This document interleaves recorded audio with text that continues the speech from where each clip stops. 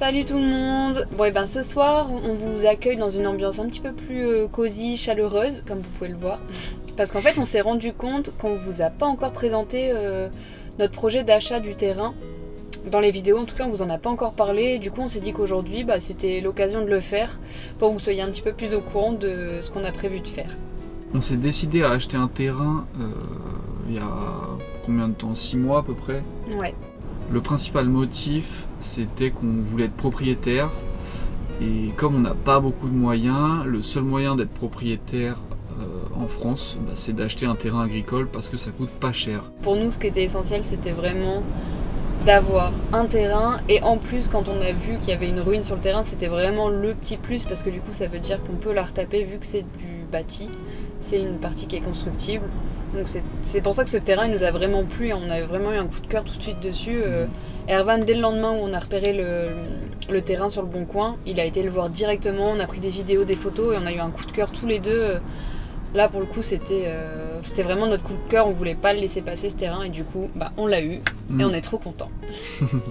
Les premières étapes en fait du projet, ça va être d'axer vraiment sur le potager en mode permaculture parce qu'on veut vraiment viser à être autonome le plus possible, que ce soit du coup en alimentaire, donc d'où le potager en permaculture, de planter des arbres fruitiers, de vraiment ça va être notre priorité numéro 1. La deuxième priorité, ça va être aussi d'être indépendant en eau, donc on va essayer de rapatrier des cuves à eau pour plus justement avoir les galères comme on a pu connaître de devoir aller à droite à gauche, tourner en camion pour se ravitailler en eau, parce que du coup on est vraiment trop dépendant des autres quoi. Et on va aussi vouloir se développer au niveau électricité. On a déjà l'indépendance dans les camions et quand on aura la maison, pareil, on voudra être indépendant au niveau de l'électricité. De toute façon, vu que le terrain n'est pas viabilisable, on n'aura pas le choix. Mais nous, c'était vraiment aussi ça nous tient à cœur quoi, d'être vraiment autonome le plus possible et de revenir à l'essentiel, en fait, de savoir, en fait, de pouvoir se gérer soi-même et être autonome et indépendant. C'est important pour nous.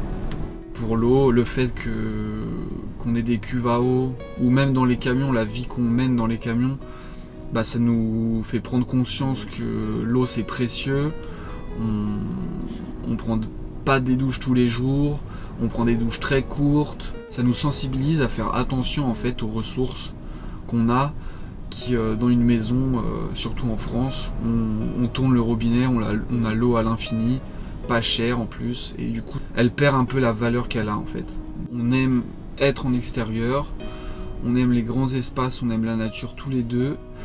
On voulait du coup un grand bout de nature pour nous, pour pouvoir créer des choses, créer notre espace à nous en fait, avec du potager, des animaux pourquoi pas, des arbres fruitiers, faire toute une sorte de petit écosystème à nous, créé de A à Z en fait. Ça nous tient à cœur de préserver la nature, de préserver la faune sauvage, la faune et la flore. Et du coup c'est pour ça qu'on défriche pour pouvoir s'installer, mais on garde aussi des zones naturelles parce qu'on trouve que c'est important. En fait, le but c'est pas d'adapter la nature à nos besoins, mais de nous arriver dans un endroit et s'adapter à cet endroit-là, sans trop le dénaturer entre guillemets. Et le fait d'avoir un grand espace aussi, ça peut permettre à d'autres personnes de venir sur notre terrain, échanger avec ces personnes, leur redonner le goût à mettre les mains dans la terre, à faire leur propre potager, leur montrer que c'est faisable, que c'est simple, que ça prend pas forcément beaucoup de temps parce que on est plus sur un système de permaculture, donc c'est pas trop chambouler la nature, pas labourer ou c'est pas énormément de travail en fait.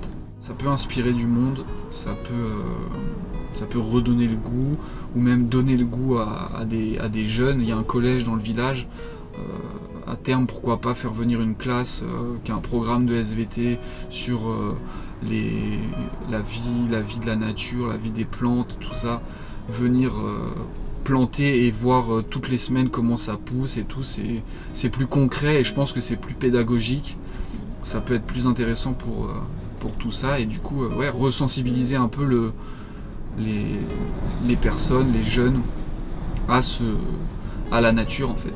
Mais en tout cas, on a une vraie envie à terme de partager en fait pas ce mode de vie, mais... Un savoir-faire qu'on risque d'acquérir. On a Ouais, pour qu'on l'instant, espère. on a pour l'instant pas de savoir-faire dans ce domaine-là. On a des livres, on a des tutos sur YouTube, plein de partages de personnes qui sont dans ce délire-là. Et nous-mêmes, on l'a appris en allant voir ces gens-là, donc on se dit, bah, si nous aussi on peut communiquer à certaines personnes, même vous, si vous voulez venir sur le terrain, voir comment ça se passe. Enfin, nous, c'est avec plaisir quand il fera pas moins 7 degrés, parce que pour l'instant c'est compliqué, mais quand il fera beau, le fait de pouvoir accueillir des gens, enfin, c'est important aussi pour nous de pouvoir échanger ce savoir, ces connaissances en fait, parce que bah, ça peut se partager à volonté, à l'infini, et c'est ça qui est chouette, quoi. La prochaine étape du projet, une fois qu'on aura vraiment débroussaillé tout le terrain, ça va être de pouvoir mettre les camions un petit peu plus à l'intérieur du terrain pour pouvoir être un petit peu plus tranquille, parce qu'on se rend compte qu'on a quand même la route, pour ceux qui sont venus, à 5 mètres devant mon camion, ou donc 10 mètres devant celui d'Ervan, donc c'est pas super confort parce qu'on entend quand même les voitures passer, et puis même pour un petit peu plus d'intimité, on s'est dit ce sera quand même plus tranquille pour nous de pouvoir ouvrir la porte le matin et d'être vraiment sur notre terrain et pas au bord du chemin. Et du coup on va vraiment nettoyer encore un petit peu plus en profondeur dans le terrain le long de ce qu'on a fait le premier jour en fait, et ben on va l'agrandir et on va essayer de stabiliser le sol. Ah voilà, pour le projet c'est tout bon, on vous a tout expliqué. Si vous avez des questions en commentaire, n'hésitez pas, ou par message si vous êtes un peu timide et que vous voulez pas par commentaire, ou si vous préférez nous envoyer un message en privé. Et puis voilà, bonne soirée à tous et à demain. Salut. Salut.